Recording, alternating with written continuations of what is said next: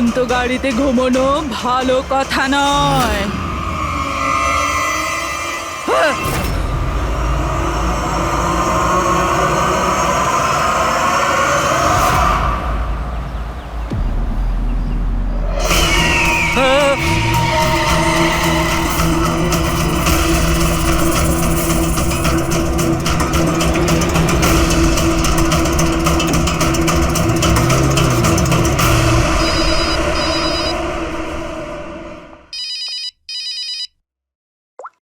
হ্যাঁ বিনীত, লীলা help me, লীলা লীলা help me. কি হয়েছে বিনীত? তুমি এত টেনশনে কেন? লীলা এরা আমাকে মেরে ফেলবে। লীলা, কে মেরে ফেলবে বিনীত? তুমি কার কথা বলছো? লীলা আই থিংক আমি জীবনে আর কখনো তোমার সাথে দেখা করতে পারবো না। লীলা, বিনীত বাজে বকা বন্ধ করো। কোথায় তুমি? তোমার এক্সাক্ট লোকেশন বলো। আমি বাস স্ট্যান্ড রোডে আছি, পুরনো পোস্ট অফিসের কাছে। বিনীত একটা কাজ করো, তুমি ওখানেই থাকো, আমি ট্যাক্সি নিয়ে এক্ষুনি তোমাকে ওখানে নিতে যাচ্ছি। হ্যালো লীলা। হ্যালো বিনীত, তুমি ঠিক আছো? আরে এই ফোনটাও না। হ্যালো লীলা। এই ফোনটাও এক্ষুনি কাটার ছিল।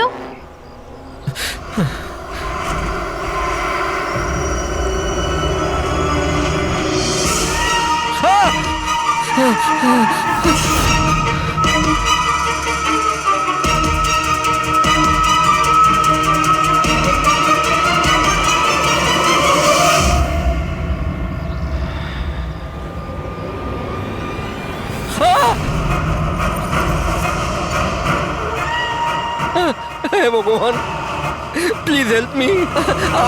আমাকে আমার বাড়িতে ঠিক মতো পৌঁছে দাও প্লিজ।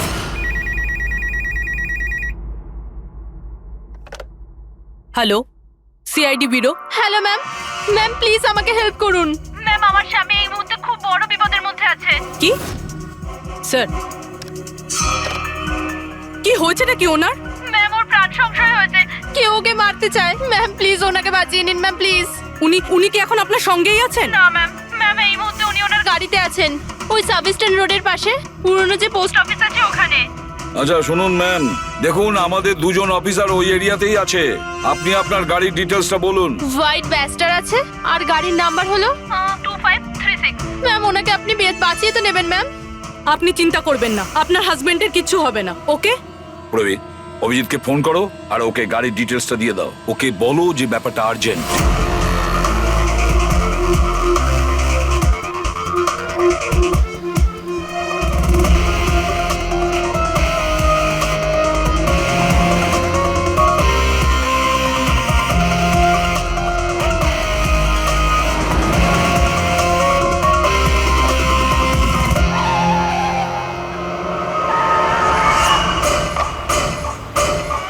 হ্যাঁ হ্যাঁ, এই নাম্বারটাই। ও গাড়ি এইভাবে কেন চালাচ্ছে? এ তো অ্যাক্সিডেন্ট করে দেবে।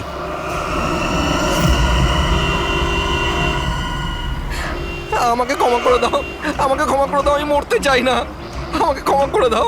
কার সঙ্গে কথা বলছে? গাড়িতে তো কেউই নেই। আরে বিনীত, কার সঙ্গে কথা বলছো? গাড়িতে তো কেউ নেই। হয়ে গেছে তোমরা, তোমরা দেখতে পাচ্ছ না এতগুলো লোক আমাকে ডাকছে? করছে কি? আমাকে ক্ষমা করে দাও, আমি মরতে চাই পাগল না। হয়ে গেছে মনে হচ্ছে। মিনিট বিনীত, বিনীত, তোমার অ্যাক্সিডেন্ট হয়ে যাবে, গাড়িটা থামাও বলছি।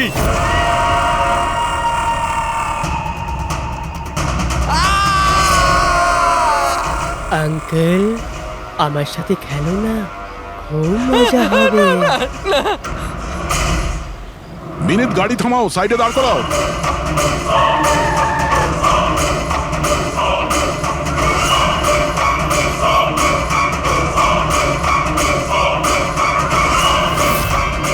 দাঁড়িয়ে যাও। Minute minute.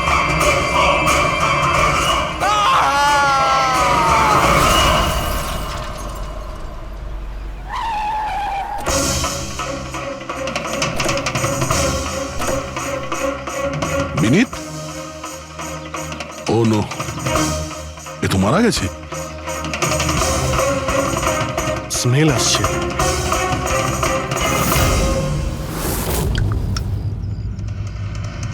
মদ। ড্রিঙ্ক করে গাড়ি চালাচ্ছিল, কিন্তু ও গাড়িতে কথা বলছিল কার সাথে? মদের নেশায় ভুলভাল বকছিল। মদ খেলে তো এটাই হয়, অ্যাক্সিডেন্ট। আপনি তো আমাকে কথা দিয়েছিলেন না যে বিনীতের কিচ্ছু হবে না, তো এটা কি হয়ে গেল? দেখুন ম্যাডাম, যদি ওনার অন্য কোনো দের হাত থেকে প্রাণ সংশয় থাকতো আমরা ওনাকে নিশ্চয়ই বাঁচাতাম, কিন্তু উনি তো নিজেই মদ খেয়ে গাড়ি চালাচ্ছিলেন। আপনি তো জানেন এটা কতটা ডেঞ্জারাস। না, ওনার প্রাণ ওনার নিজের জন্য যায়নি, বরং তাদের জন্য গেছে যারাও এতদিন ধরে ওকে বিরক্ত করছিল। কারা? সকাল সন্ধে ঘুমিয়ে জেগে সব সময় ওকে বিরক্ত করত। উনি এতটাই চিন্তিত হয়ে গিয়েছিলেন যে উনি নিজের বিজনেসেও পুরোপুরি নজর দিতে পারছিলেন না। কোন লোকের কথা বলছেন আপনি? একটু পরিষ্কার করে বলুন। ম্যাম, বিনীতের মৃত্যু আমাদের সামনে হয়েছে, আর ওই সময় ও ছাড়া গাড়িতে কেউ ছিল না। তাহলে ওর মৃত্যুর দোষ আপনি অন্য কারোর ঘাড়ে চাপাচ্ছেন কেন? কারণ ওনার খুন হয়েছে। মার্ডার, এটা মার্ডার। মার্ডার হয়েছে? আপনি কি জানেন কারা করেছে এটা? আত্মারা। হতে পারে আপনারা ওই আত্মাটাকে দেখতে পাননি, কিন্তু বিনীত ওদের পরিষ্কারভাবে দেখতে পেত। সিআইডিরা আত্মাটাত্মায় বিশ্বাস করে না। আপনিও মানতেন স্যার, যদি আপনি 2 সপ্তাহ আগের ঘটনাটা দেখে থাকতেন। লীলা ওঠো, ওঠো লীলা, লীলা ওঠো। বিনীত, বিনীত,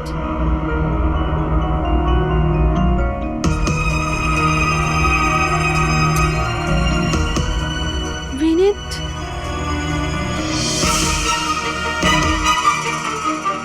বিনীত, কি হয়েছে বিনীত? ওই দেখো, আলমারির ওপরে। কি আছে ওখানে বিনীত? লীলা, আলমারির উপরে কেউ আমাকে দেখছে, আমাকে শুতে দিচ্ছে না। বিনীত, ওখানে কিচ্ছু নেই, কিচ্ছু নেই। তুমি না নিশ্চয়ই কোনো খারাপ স্বপ্ন দেখেছো। চলো শোবে চলো। আমি কোনো স্বপ্ন দেখিনি। ওই দেখো এখনো দেখছে আমাকে। তুমি কেন দেখতে পাচ্ছ না? বিনীত, ওখানে কিচ্ছু নেই। তোমার শরীর ঠিক নেই বিনীত, চলো তুমি এসে শুয়ে পড়ো। চলো, কিচ্ছু নেই বিনীত। তুমি না খারাপ স্বপ্ন দেখেছো, তার জন্য এরকম হচ্ছে। সরি সরি, আমাকে ক্ষমা করে দাও প্লিজ। 1 মিনিট। আর এই বিনীত কি কারণে ক্ষমা চাইছিল? এটা তো আমিও জানি না স্যার। বিনীত কাজ কি করতো? স্যার ওনার কোম্পানি হসপিটালে মেডিকেল ইকুইপমেন্ট সাপ্লাই করতো। আপনি শিওর যে ওই বিনীতকে খুন আত্মাই করেছে? স্যার আমার আগে তো এটা মনে হয়নি, কারণ না তো আমি কোনোদিন কোনো আত্মা দেখেছি আর না কোনোদিন কোনো আওয়াজ শুনেছি। কিন্তু পরে আমার বিনীতের কথাই বিশ্বাস হতে লাগলো যে ও সত্যি কথা বলছে।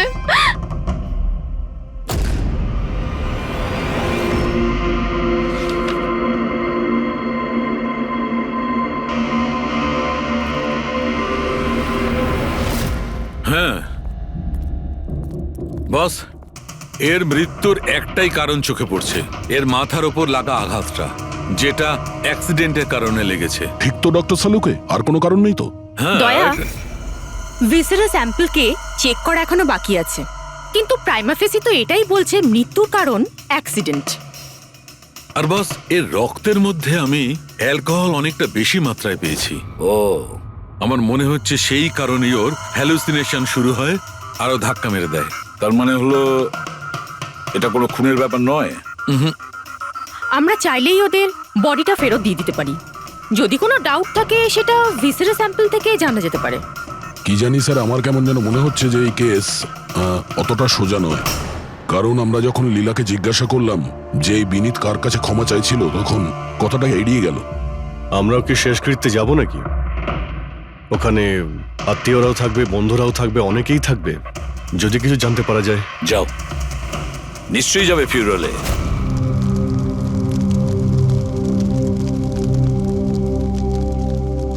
ঠিকই হয়েছে, মরে গেছে। খারাপ লোকেদের সাথে এটাই হওয়া উচিত। তুমি একদম ঠিক বলেছো, এই ধরনের লোকের এরকমই মৃত্যু হওয়া উচিত। ব্যাস, আর ওই দিনটার অপেক্ষা করছি যেদিন ওই দুজনেরও চিতা জ্বলতে দেখব। ওই দিন আমি তোমাদের দুজনকে অনেক বড় পার্টি দেব। কি কি সমস্যা কি তোমার? হ্যাঁ, এখানে একটা শোক পালন করার জায়গায় উৎসব পালনের কথা বলছো তোমরা? কেন করব না উৎসব? আরে আসল উৎসব তো সেদিন হবে যেদিন এই দুজনেরও চিতা জ্বলবে। ওরা দুজনে চিতায় উঠুক কি না উঠুক, তুমি সিআইডি রাতে ঠিকই আসবে। স্যার আপনারা যদি সিআইডির লোক হন তাহলে অপরাধীদের সাহায্য করার বদলে আমাদেরকে ন্যায় বিচার দেওয়া উচিত।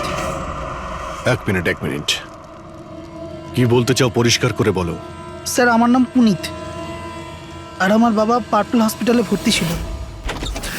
ভেন্টিলেটরে ছিলেন। ডাক্তারবাবু, নার্স নার্স, ডাক্তারবাবু কোথায়? Relax. আমার বাবা মারা যাবে এক্ষুনি। প্লিজ প্লিজ ডাক্তারবাবুকে বলুন। কি হয়েছে? কেন চিৎকার করছেন? চিৎকার করবো না তো কি করবো? আমার বাবা ওখানে মারা যাচ্ছে আর আপনাদের স্টাফ এখানে বসে মাছি মারছে। আপনি আগে শান্ত হন প্লিজ। আপনি পেশেন্টের কাছে যান, আমি দেখছি। তাড়াতাড়ি করুন প্লিজ। হ্যাঁ, ম্যাম, একটা ঘটনা ঘটে গেছে। কি সমস্ত হয়েছে? ভেন্টিলেটর এক এক করে বন্ধ হচ্ছে। কি? হ্যাঁ ম্যাডাম, আমাদের দুজন ডাক্তার ম্যানুয়ালি অক্সিজেন দেওয়ার চেষ্টা করছে। ম্যাডাম, সবার সাথে এরকম হওয়াটা ঠিক নয়। যদি ভেন্টিলেটর ঠিক না হয় তাহলে পেশেন্টরা মরে যাবে। আরে আস্তে বলো। আরে এটা হসপিটালের রেপুটেশনের ব্যাপার। এটা যদি পেশেন্টের বাড়ির লোকেরা জানতে পারে না তাহলে একটা ঝামেলা হয়ে যাবে। ডক্টর, আপনারা প্লিজ 2 মিনিট সময় দিন, আমরা সলিউশন বার করছি। ম্যাম, এক এক করে সব ভেন্টিলেটর বন্ধ হয়ে যাচ্ছে। তুমি যাও বাকি ওয়ার্ডসগুলো চেক করো, যাও। Okay ma'am. আরে ওই আমাদের সাপ্লায়ার বিনীতকে ফোন করো না, ওই সব কিছু ব্যবস্থা করে দেবে। প্লিজ টেনশন নেওয়ার কোনো ব্যাপার নেই। ডক্টর মেহেক, হচ্ছে কি এসব? স্যার ভেন্টিলেটর সব বন্ধ হয়ে গেছে স্যার। আপনারা প্লিজ শান্ত হন, আমি কথা বলছি। স্যার এক এক করে সমস্ত ভেন্টিলেটর বন্ধ হয়ে যাচ্ছে স্যার। কি, এটা কিভাবে হতে পারে? তো কোনো হসপিটালে ফোন করো না, ওখান থেকে আনাও। আরে রাজা, ফোন লাগাও। আর মেহেক, একটা কাজ করো, এখানে যে টেকনিশিয়ান আছে ওকে ডাকো। রাজা, কি হলো তোমার? তুমি কি শুনতে পাচ্ছ না স্যার কি বললেন? আপনারা কি ডিসকাস করে টাইম ওয়েস্ট করছেন? আমার বাবা মারা যাবে ওখানে। আপনি প্লিজ একটু শান্ত হন, আমরা এক্ষুনি যাচ্ছি please. Ma'am, ma'am, sir, ma'am, very bad news. দুটো পেশেন্টের জীবন চলে গেছে। 5টা পেশেন্ট খুব ক্রিটিক্যাল অবস্থায় আছে। স্যার আজ আমাদের পরিবারের লোক আমাদের সাথে নেই, এর জন্য দায়ী শুধুমাত্র এই 3 জন লোক, বিনীত, মেহেক আর রাজা। আচ্ছা, এই বিনীত তো ইকুইপমেন্ট সাপ্লাই করতো তাই না? হ্যাঁ স্যার। আর বাকি দুজন? স্যার যেদিন এই ঘটনাটা ঘটেছিল সেদিন মেহেক ডক্টর ইনচার্জ ছিল আর রাজা হসপিটালে অ্যাডমিন সামলাতো। আচ্ছা, এনারা দুজনই কি শুধু হসপিটাল থেকে এসেছেন নাকি ওখান থেকে আরো অনেকে এসেছেন? এসছে স্যার, ওই হেড নার্স পরিণীতা, ওই শেখর যে মেনটেন্যান্সে ছিল, আর উনি ডক্টর কেদার, এই হসপিটালের মালিক। ঠিক আছে, এখন শান্ত হয়ে যাও। আমরা এই মামলার গভীরে যাব। যদি তোমার বাবার সঙ্গে কোনো অন্যায় হয় তো ন্যায় বিচার তুমি নিশ্চয়ই পাবে।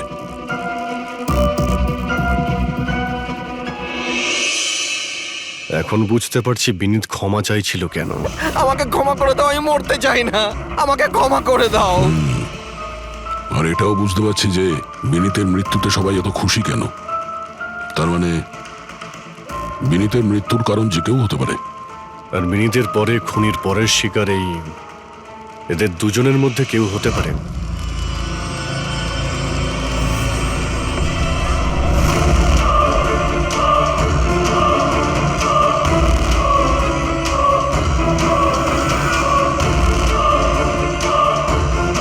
আমাকে ক্ষমা করে দাও। তুমি আমাকে কেন মরতে দিলে? আমার পিছু নিও না।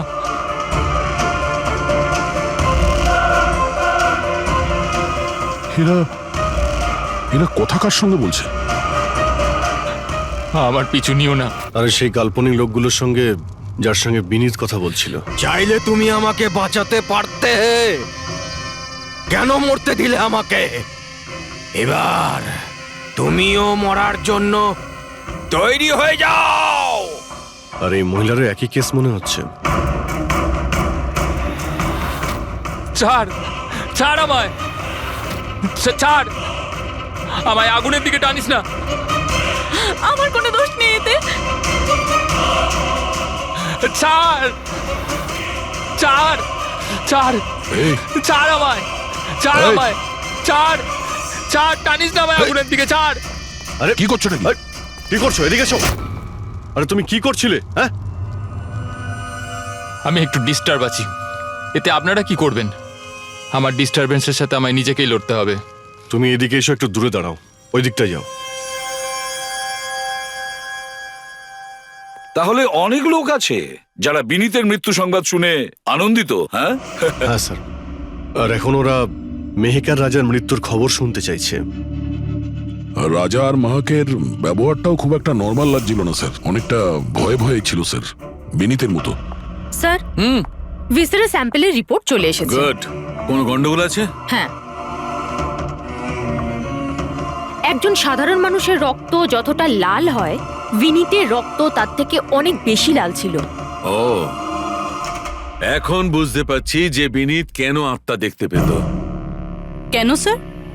পুরবী, মানুষের রক্ত যখন সাধারণের থেকে অনেক বেশি লাল হয়, তার মানে এইটা দাঁড়ায় যে ওই মানুষটি অনেক বেশি দীর্ঘ সময় ধরে কার্বন কম্পাউন্ডের সংস্পর্শে ছিল।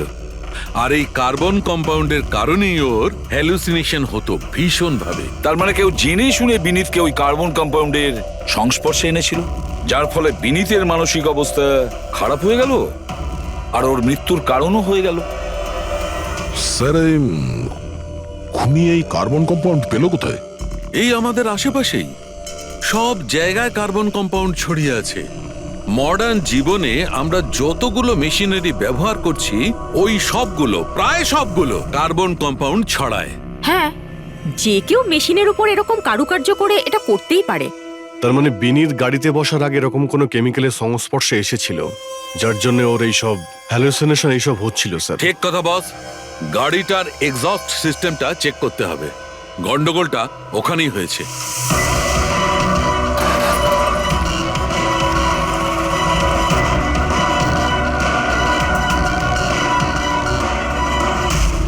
সালুঙ্কে স্যার তো ঠিকই বলছিলেন স্যার, পেট থেকে তো কেমিক্যাল বেরিয়ে আসছে। একটা কথা তো তাহলে ঠিক পঙ্কজ, ওই আত্মা টাত্মা বলে কিচ্ছু ছিল না। স্যার, তার মানে এখন খুনের নিশানায় দুজন রয়েছে, রাজা আর মেহেক।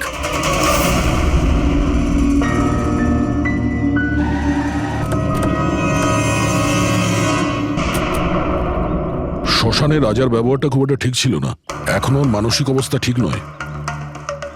আরে স্যার, দরজা তো খোলা। আচ্ছা, খুনি রাজার কাছে পৌঁছে যায়নি তো? এসব কি হচ্ছে? ক্যান্ডেলস।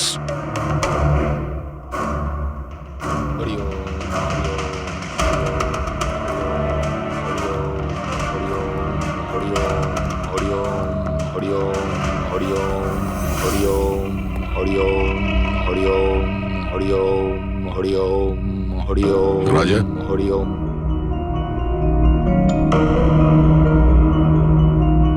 এখন ঠিক আছো? কারা আপনারা? সিআইডি। বিনীতের শেষকৃত্যে দেখা হয়েছিল আমাদের। তুমি আগুনে ঝাঁপাতে যাচ্ছিলে, আমরা তোমাকে আটকেছিলাম, মনে আছে? ঝাঁপ দিতে যাচ্ছিলে, আমরা তোমাকে। এবার আপনাদের আমাকে আটকানোর বা বাঁচানোর কোনো দরকার নেই। যতক্ষণ বিনীতের খুনি ধরা না পড়বে, তোমারও প্রাণের সংশয় আছে। আচ্ছা, একদম ঠিকঠাক বলো, ওই 12 জন রোগীর মৃত্যু কি তোমার গাফিলতিতে হয়েছিল? খবরদার বলছি, আমার ওপর এরকম নোংরা আর মিথ্যা অপবাদ দেবেন না।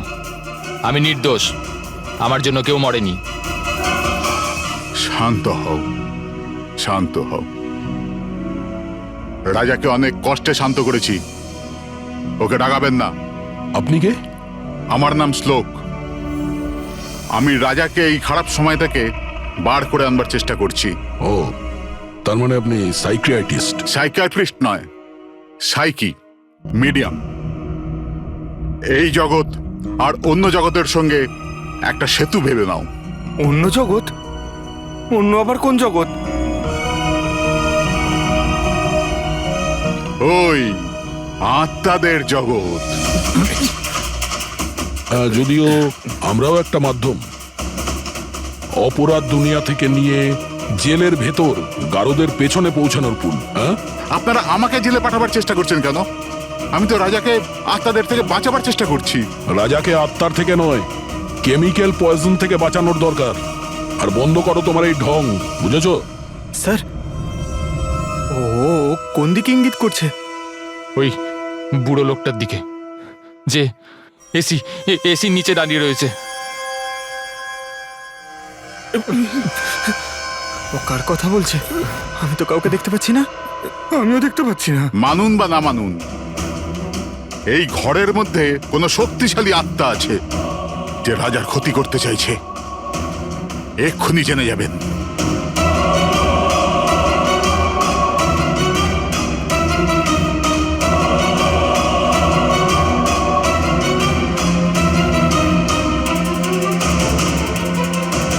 মিটার দিয়ে আত্মা দেখা যাবে?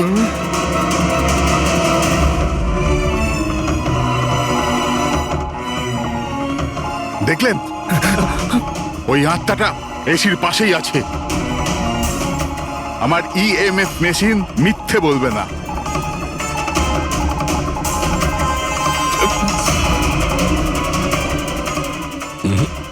তবে আমাদের ওই মিটার ভুল হতে পারে না, বুঝলে ফ্রেডি? মনে হচ্ছে রাজার ও কার্বন কম্পাউন্ডের অ্যাকশন ওর গাড়ির থেকেই হয়েছে। একটা কাজ করো, এই মিটারটা নিয়ে যাও, ওর গাড়িটা চেক করো। ফ্রেডি। পঙ্কজ, তাহলে বলো, তুমি বিনীতের ফিউরিনালে কি দেখেছো? আমি কাউকে দেখিনি, আমি কিছু দেখিনি। মিথ্যা কথা বলো না। যদি কিছু দেখেই না থাকো তাহলে পালালে কেন? আমি মিথ্যে বলছি না, আমি সত্যি কাউকে দেখিনি। আচ্ছা, হাসপাতালে যে 12 জন মারা গিয়েছিল সেটা কি তোমার গাফিলতির জন্যই হয়েছিল? আমার গাফিলতিতে? দেখুন, আমার দ্বারা যতটা সম্ভব আমি সব চেষ্টা করেছি। আমি ডাক্তার কেদারের সঙ্গে কথা বলেছিলাম, কিন্তু উনি তো কোনো অ্যাকশনই নিলেন না। তাহলে আমি আর কি করতে পারি? আচ্ছা, তার মানে হলো এটা ডক্টর কেদারের ভুল। ওনার থেকেও তো বেশি দোষ ছিল ওই রাজা। ওর একবার দেখা উচিত ছিল যে ভেন্টিলেটরস গুলো কাজ করছে কি না, ওগুলো সময় মতো সার্ভিসিং হচ্ছে কি না। তাহলে কি দোষী রাজা? রাজা আর বিনীত দুজনেই। বিনীতেরও ভেন্টিলেটর সাপ্লাই করার আগে দেখে নেওয়া উচিত ছিল যে ওগুলো ঠিকঠাক কাজ করছে কি না। কতগুলো জীবন নির্ভর করছিল ওই ভেন্টিলেটরস গুলোর উপরে। মনে হচ্ছে রাজা আর বিনীতের জন্য তোমার মনে অনেক রাগ আছে। বিনীতের মৃত্যুতে নিশ্চয়ই খুশি হয়েছো তুমি? এটা কি বলছেন আপনি? একদমই না। আমি একজন ডক্টর, আর আমার কাজ হলো একজন পেশেন্টের জীবন বাঁচানো। কারণ মৃত্যুতে আমি কি করে খুশি হব?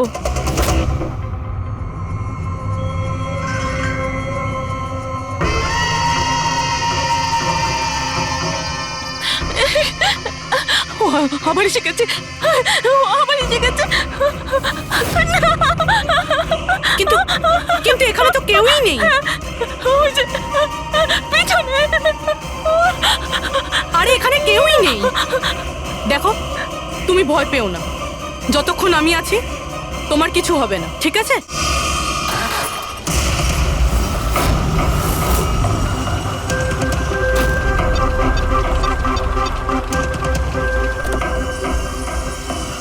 গাড়ির এসিতে তো কার্বন কম্পাউন্ড নেই। বাড়ির ভেতরে গিয়ে দেখা যাক, চল।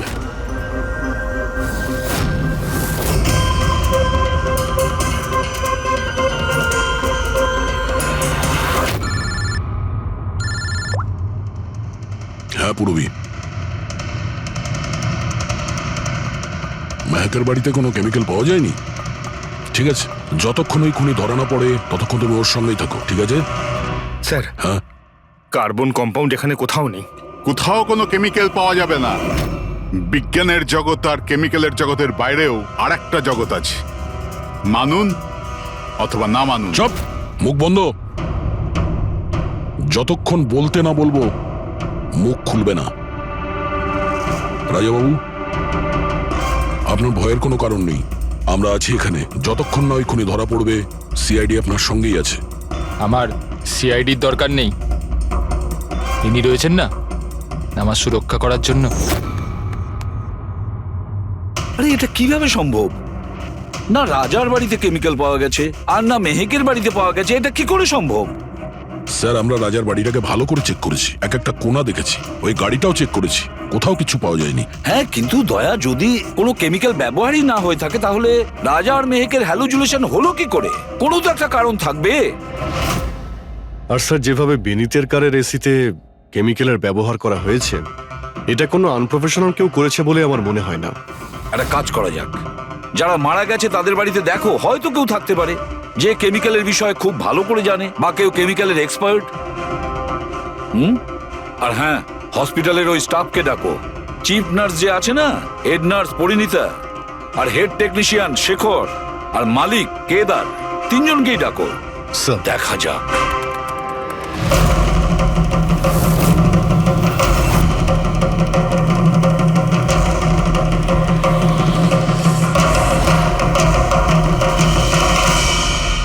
তোমার নাম শেখর, তাই তো? Yes sir. হসপিটালের হেড মেকানিক, মেইন টেকনিশিয়ান। তার মানে হসপিটালে যদি কোনো মেশিনে প্রবলেম হলে সবার প্রথমে তোমার কাছে খবর আসে। হ্যাঁ স্যার, ঠিক। তাহলে হসপিটালের ভেন্টিলেটর খারাপ ছিল সেটা তুমি জানতে না? স্যার, প্রথম থেকেই জানতাম। তাহলে কেন কিছু করনি? কাউকে কিছু বলনি কেন? হ্যাঁ স্যার, এতে আমার কোনো দোষ নেই। তাহলে কার ভুল ছিল? স্যার, আমি প্রথমেই মেহেককে ভেন্টিলেটরের ব্যাপারে বলেছিলাম যে ভেন্টিলেটরসে প্রবলেম আছে আর যে কোনো সময় খারাপ হতে পারে। এটা তুমি ভেন্টিলেটর বন্ধ হওয়ার আগেই জানিয়েছিলে? ইয়েস স্যার, 1 সপ্তাহ আগে। ম্যাম, আমি আপনাকে একটা নোটিশ পাঠিয়েছিলাম, ওয়ার্ডের ভেন্টিলেটরগুলো ঠিকমতো কাজ করছে না। ও, আমি তোমার চিঠিটা পড়েছি শেখর, তুমি টেনশন নিও না, আমি কিছু একটা করছি। কিন্তু ম্যাম, ব্যাপারটা খুব আর্জেন্ট। হ্যাঁ হ্যাঁ, আমি জানি। ডক্টর মেহেক, ইয়েস ম্যাম আপনাকে অ্যাকাউন্টস ডিপার্টমেন্টে এক্ষুনি ডেকেছে। ও হ্যাঁ, আসছি। ডোন্ট ওয়ারি শেখর, আমি নিশ্চয়ই কিছু ব্যবস্থা নেব, পাক্কা। কিন্তু স্যার, উনি আমার কথাটা সিরিয়াসলি নিলেন না। হ্যাঁ, মেহেক ভেন্টিলেটরস খারাপ হওয়ার সময় পেশেন্টদের বাঁচানোর খুব চেষ্টা করেছিল, কিন্তু রাজা স্যার এত ঘাবড়ে গেলেন যে কিছু করতেই পারলেন না। শেখর বাবু, তুমি কতটা সত্যি বলছো আর কতটা মিথ্যে সেটা তো আমরা জেনেই নেব। স্যার, মেহেকের কোনো ভুল ছিল না। ও ভেন্টিলেটর খারাপ হওয়ার কথা আমাকে প্রথমেই বলে দিয়েছিল। তারপর আপনি কি করলেন? স্যার, আমি হসপিটালের অ্যাডমিন হেডকে বলে দিয়েছিলাম, রাজাকে, কারণ হসপিটালের যতগুলো মেশিন আছে সেগুলো দেখাশোনার দায়িত্ব অ্যাডমিন হেডেরই। তাহলে এই সমস্ত কিছু আপনি রাজাকে বললেন আর আপনার দায়িত্ব শেষ হয়ে গেল। আপনি তো এই হসপিটালের মালিক, তাই না? তাহলে এভাবে দায়িত্ব শেষ হয়ে যায় কি করে আপনার? স্যার, আমি আমার দায়িত্ব পালন করেছি, সেই জন্য তো আমি নিজে গিয়েছিলাম রাজার কেবিনে। রাজা। হ্যাঁ স্যার। এসব কি করছো? আরে এগুলো দরকারি নয়। এতগুলো রুগীর শ্বাস প্রশ্বাস ভেন্টিলেটরের সাহায্যেই চলছে, আর তুমি এখানে বসে আছো। আরে কিছু করো। হ্যাঁ স্যার, আমি এক্ষুনি সাপ্লাইয়ের সাথে কথা বলে ভেন্টিলেটর চেঞ্জ করে দিচ্ছি। প্লিজ প্লিজ তাড়াতাড়ি করো। স্যার, আমি বুঝতে পারছি না যে ও ভেন্টিলেটর কেন পাল্টালো না। আমি অবাক হচ্ছি স্যার যে কেউ কেদারবাবুর দিকে আঙুল তুলছেন না। সবাই রাজা, বিনীত আর মেহেকের পিছনে পড়ে আছে। সেটাই মেহেকের তো, পিছনে পড়ে। হসপিটালের মালিক না কেদার বাবু? তাহলে এই সমস্ত কিছুর দায়ভারও কেদার বাবু আপনার। কিন্তু স্যার, এবারে আমি নিজে গিয়ে তো ঠিক করতে পারি না ভেন্টিলেটর।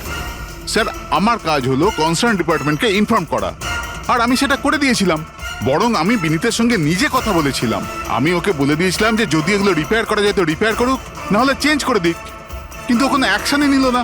এ কোনো অ্যাকশন নেয়নি, সে কোনো অ্যাকশন নেয়নি। আপনি কি অ্যাকশন নিয়েছিলেন?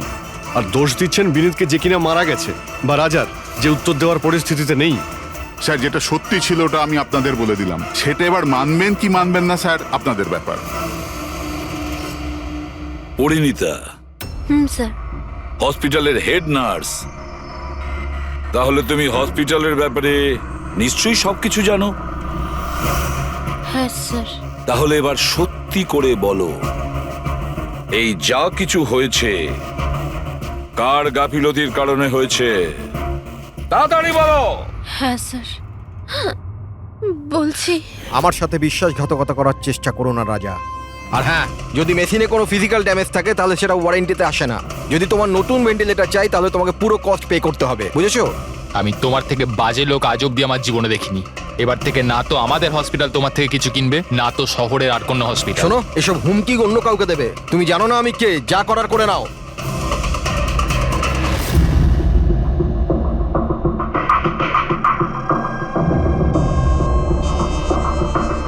এই যা কিছুই হয়েছে এই রাজা আর বিনীতের ঝগড়ার কারণেই হয়েছে। দুজনের ঝগড়াতে স্যার এতগুলো লোকের প্রাণ চলে গেল। তবে নতুন ভেন্টিলেটরের ব্যবস্থা রাজার করা উচিত ছিল। স্যার, এই রুগীদের পরিবারের মধ্যে 3 জন এমন আছে যারা কেমিক্যাল ইঞ্জিনিয়ারিং করেছে। আচ্ছা, 3 জন? তাহলে ওদের ঠিকুজি কুষ্টি বের করো, দেখি কি আছে।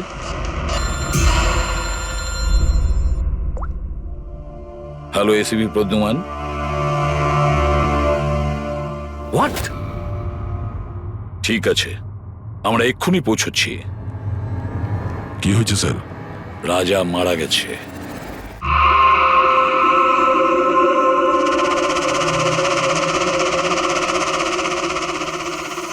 দয়া, এর মৃত্যু তো মাথায় চোট লাগার কারণেই হয়েছে।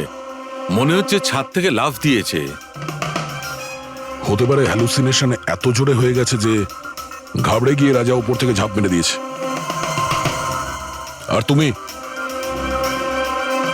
খেয়াল রাখছিলে না এর? এই খেয়াল রেখেছো তুমি? হ্যাঁ স্যার, রাজা তো একদম শান্ত হয়ে শুয়ে পড়েছিল। আমি কি করে জানবো যে হঠাৎ করে উঠে পড়বে আর আত্মহত্যা করে ফেলবে? যখন এটা হয়েছিল তুমি কোথায় ছিলে? হ্যাঁ স্যার, আমি অন্য ঘরে শুয়েছিলাম। তখনই আমি রাজার জোরে জোরে চিৎকার শুনলাম। আমি এই আত্মাদের সহ্য করতে পারছি না, আমার নিস্তার চাই, মুক্তি চাই। আর যতক্ষণ আমি ওর কাছে পৌঁছবো ততক্ষণ ও ছাদ থেকে পড়ে গেছে। বাহ, কি অদ্ভুত ব্যাপার! রাজাকে একলা রেখে তুমি নাকে তেল দিয়ে ঘুমোচ্ছিলে? হ্যাঁ, আমি তো মনস্থির করেই ছিলাম ঘুমোবো না। কে জানে কিভাবে ঘুমিয়ে পড়লাম। নিশ্চয়ই আমাকে ওই আত্মাগুলোই ঘুম পাড়িয়ে দিয়েছিল। আপনি এটা দেখুন স্যার, মিটারের রিডিং কত বেড়ে গেছে। আমারও কিন্তু একটু ক্লান্তি ভাব লাগছে স্যার। আর দ্বিতীয়বার যদি আমাকে এই মিটার দেখিয়ে দিস না তাহলে মনে রাখিস। দয়া, 1 মিনিট ভাই, একটু মিটারটা দেখি। এই নিন। এই মিটারটা আমি রাখছি। হ্যাঁ, আমি ফেরত দিয়ে দেবো পরে। ঠিক আছে স্যার, কিন্তু দিয়ে দেবেন। হ্যাঁ, দিয়ে দেবো। বরং এখন তুমি বাড়ি গিয়ে একটু আরাম করো। ক্লান্ত হয়ে গেছো, একটু দুর্বলও লাগছে। হ্যাঁ হ্যাঁ স্যার। ঠিক মতো ঘুমও হয়নি। যাও আরাম করো। এটা কি ডক্টর সালুকে? ওকে যেতে দিলেন আর এই মিটারটা রেখে দিলেন? দয়া, এই যে মিটারটা না, এটা খুব কাজের জিনিস।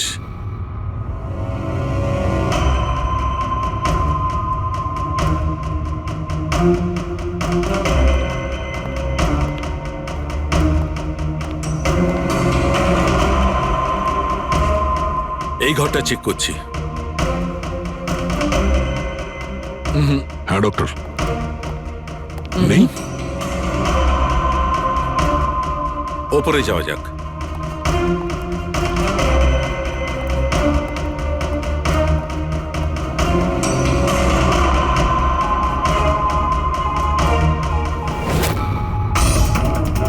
আরে সালুনকে স্যার, সাবধানে!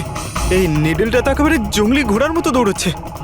মাই গড, আমরা এখানে এইভাবে দাঁড়িয়ে থাকতে পারি না দয়া। আমাদের প্রোটেক্টিভ পোশাক পরতে হবে। Protective gears? ওটা কি কারণে ডক্টর? আরে দয়া, আমাদের সুরক্ষার জন্য।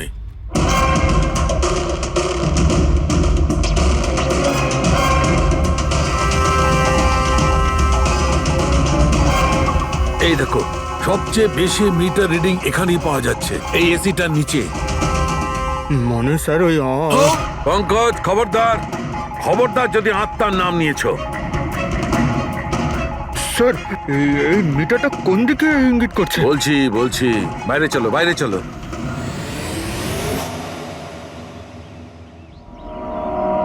দেখেছো দয়া, এটা হচ্ছে ইএমএফ, ইলেকট্রোম্যাগনেটিক ফিল্ড ডিটেক্ট করে এটা। ইলেকট্রোম্যাগনেটিক ফিল্ডস, এগুলো তো আজকাল সব ইলেকট্রিক অ্যাপ্লায়েন্সের মধ্যে হয় ডক্টর। টিভি, ফ্রিজ, একদম ঠিক দয়া, কিন্তু ওই অ্যাপ্লায়েন্স গুলোর ইএমএফ হিডেন থাকে, লুকোনো থাকে, যাতে মানুষের উপর খারাপ প্রভাব না পড়ে। কি খারাপ প্রভাব? এইটার কারণে লোকেদের নশিয়া হতে পারে, ঘুম না হতে পারে, মন খারাপ হতে পারে। আর যদি অনেকক্ষণে সংস্পর্শে থাকে তাহলে হ্যালুসিনেশন হওয়াটা কোনো বড় কথা নয়। ও, তার মানে রাজার এই হ্যালুসিনেশন কোনো কেমিক্যালের জন্য হয়নি, নিজের ঘরের ইলেকট্রনিক জিনিসপত্রের জন্যই হয়েছে, কারণ ওগুলোর ইএমএফ ঢাকা ছিল না। একদম। তার মানে কেউ জেনে বুঝে এগুলোকে গন্ডগোল করে দিয়েছে। হতে পারে দয়া। এমনিতেই রাজা মনে মনে খুব কষ্ট পাচ্ছিল, খুব দুঃখ পেয়েছিল রোগীদেরকে বাঁচাতে পারেনি বলে। সেই জন্য হ্যালুসিনেশন ওর কাছে আফসোসের রূপে ধরা দিয়েছিল। হতে পারে এই অনুতাপের জন্য বিনীতেরও মৃত্যু হয়েছে। একদম ঠিক। আর ওই অশোক, ওরও দুর্বলতা সেই জন্যই মনে হচ্ছিল, যেহেতু ও এই ইএমএফ এর সংস্পর্শে অনেকক্ষণ ছিল। এখানে ওই কার্বন কম্পাউন্ড পাওয়া যায়নি। এটা কি করে দেয়? কারণ এখানে তো ইএমএফ এর ব্যবহার হচ্ছিল, আর সবচেয়ে বেশি রিডিং উঠছিল বেডরুমে এসির কাছে। তার মানে বেডরুমের এসিতে কোনো কারুকাজ করা হয়েছে। তাহলে তুই মেহেকের বাড়িতে ওই ইএমএফ হনো। আমার তাড়াতাড়ি পুরবীকে ইনফর্ম করতে হবে।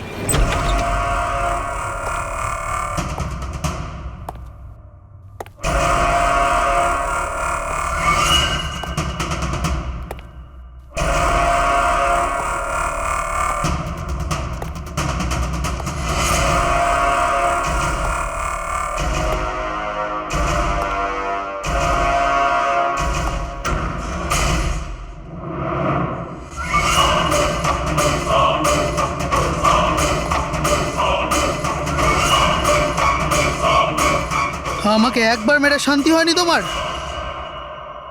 আমাকে আবার মারতে এসেছো?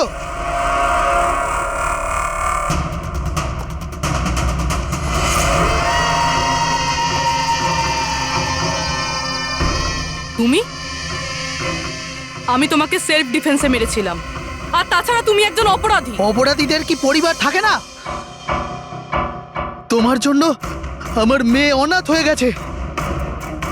আর এই রক্ত দেখছো, সব তোমার জন্য। আমি আর তোমাকে ছাড়বো না। দেখো, আমার কাছে আসবে না। আমি কিন্তু মেরে দেবো। আমি তোমাকে ছাড়বো না। আমার কাছে আসবে না। আমি কিন্তু বলছি মেরে দেবো। আমি বলছি আমার কাছে আসবে না। আমি মেরে। পুরবী, কি করছো তুমি? ছাড়ো এটা। স্যার, ওই যে ওই লোকটা। কি? স্যার, এখানে। স্যার, ওনাকে ধরুন। উনি আমাকে মারতে চান। এক মিনিট, আগে এখান থেকে বাইরে চলুন। তাড়াতাড়ি চলো, প্লিজ তাড়াতাড়ি, প্লিজ তাড়াতাড়ি, ফার্স্ট। এই হলো সেই তিনজন যাদের সম্পর্ক কেমিক্যাল ইঞ্জিনিয়ারিং এর সঙ্গে আছে। সুহাস, দীপক আর কিশোর। খুনি এদের মধ্যে যে কেউ হতে পারে। না অভিজিৎ, কারের এসিতে কেমিক্যাল ফিক্স করাটা অন্য ব্যাপার, আর ইলেকট্রোম্যাগনেটিক ফিল্ডকে এত চাতুর্যের সঙ্গে ব্যবহার করাটা অন্য কথা। আমার মনে হচ্ছে ও এমন একজন লোক যার সায়েন্সে, মেডিকেল সায়েন্সের উপর খুব ভালো দখল আছে। হয়তো কোনো ডক্টর অথবা সায়েন্টিস্ট। যেই করুক, সে ইলেকট্রোম্যাগনেটিক ফিল্ড ভালো মতন ব্যবহার করেছে, যাতে মেহেক আর রাজা ওরা দুজনেই যাতে ইএমএফ এর সংস্পর্শে থাকে। হতে পারে হসপিটালে ওরা দুজন নিজেদের কাজ করছিল, তখনও এই ইএমএফ ওখানে উপস্থিত ছিল। তাহলে স্যার, হতে পারে হসপিটালের কোনো মেশিনের সাথেও গন্ডগোল করা হয়েছে। নিশ্চয়ই দয়া, নিশ্চয়ই। আর এটা ওই করেছে, হসপিটালের ভেতরেরই কেউ। তাহলে এই হলো সেই জায়গা যেখানে মেহেক আর রাজা বসতো। হ্যাঁ স্যার। আর কে কে যাওয়া আসা করতো এখানে? স্যার, শুধু স্টাফেদেরই ভেতরে যাওয়ার পারমিশন ছিল। তাও যদি কোনো কাজ থাকতো তাহলে। মানে বাইরের কেউ এখানে ঢুকতেই পারতো না। না স্যার, এমনকি রুগীদেরও এখানে ভেতরে আসার অনুমতি ছিল না। তার মানে তো এটা বোঝা গেল যে স্টাফেদের মধ্যেই কেউ, মানে আপনাদের মধ্যেই কেউ একজন খুনি। এ আপনি কিভাবে বলতে পারেন? এটা আমরা বলছি না, এটা এই ইএমএফ মেশিনটাই আমাদের সবকিছু বলে দিয়েছে। আর এই ইএমএফ মেশিনের হিসাবে এই এসির সাথে কোনো গন্ডগোল করা হয়েছে। তার মানে রাজা আর মেহেককে মারার চেষ্টা করা হয়েছিল, কিন্তু বেচারা রাজা মারা গেছে। এসির সাথে গন্ডগোল? কি বলছেন আপনি? আমি তো কিছু বুঝতেই পারছি না। এই কথাটা এই রুমে থাকা শুধুমাত্র সেই বুঝতে পারবে যে নিজেই খুনি। আর ও আজ এখানে প্রোটেক্টিভ গিয়ার পরে এসছে, যাতে ইলেকট্রোম্যাগনেটিক ফ্রিকোয়েন্সিতে তার কোনো ক্ষতি না হয়, তাই তো? কি সে?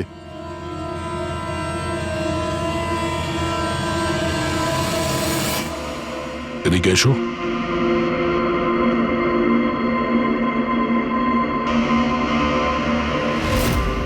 ফ্যাশন সেন্স তো তোমার খুব ভালো, শেখর। জামা কাপড়ের ভেতরে এই সুরক্ষা কবচ। দেখো, তোমার সমস্ত প্ল্যান আমরা জেনে ফেলেছি। তোমার ব্যাপারে সমস্ত খোঁজ খবর নিয়েছি। তুমি এখানকার এমন একজন টেকনিশিয়ান যে এসির সঙ্গে কোনো গন্ডগোল করতে পারে। এখন তাড়াতাড়ি বলো, কেন করেছো তুমি এসব? হ্যাঁ, আমি করেছি এসব। আর কি ভুল করেছি আমি যদি মেহেক, বিনীতা, রাজার ওপর অভিযোগ লাগিয়েছি। তো এদের জন্য 12টা পেশেন্টের মৃত্যু হয়েছে, যেটা আমি দেখতে পারিনি। তারপর আমি ভাবলাম যে এদের এরকমই মৃত্যু দেবার প্রয়োজন আছে, যেভাবে 12টা পেশেন্ট মারা গেছে। সেই জন্য আমি ইএমএফ আর কার্বন কম্পাউন্ডের বিষ ব্যবহার করেছি ওদের মারার জন্যে, যাতে এদেরকে এমন মৃত্যু দিতে পারি, মৃত্যু নয়, একটা ভয়ঙ্কর মৃত্যু। এটাই আমার ন্যায় বিচার। শাস্তি দেওয়ার অধিকার শুধুমাত্র আইনের আছে, অন্য কারণ নয়, বুঝেছো? তুমি জানতে যে এই কেমিক্যাল ব্যবহার করলে ওদের হ্যালুসিনেশন হবে, ওই মারা যাওয়া রোগীগুলো ওরা সামনে দেখতে পাবে, যার জন্য ও পাগল হয়ে যাবে, তাই তো? কিন্তু আমি আমার লক্ষ্য পূরণ করতে পেরেছি। যেরকম মৃত্যু আমি চেয়েছিলাম দিতে, সেরকমই মৃত্যু বিনীতা রাজাকে আমি দিয়েছি। কিন্তু দুঃখের ব্যাপার, মেহেককে আপনারা শেষ মুহূর্তে বাঁচিয়ে নিলেন। সফল তো তুমি তখন হতে যদি তুমি কোনো অপরাধ না করে ওদেরকে শাস্তি দিতে। তোমার আর ওদের মধ্যে কি পার্থক্য রইল? এখন তুমিও একজন খুনি, তবে তুমি কি শাস্তি পাবে সেটা এখন আদালত ঠিক করবে।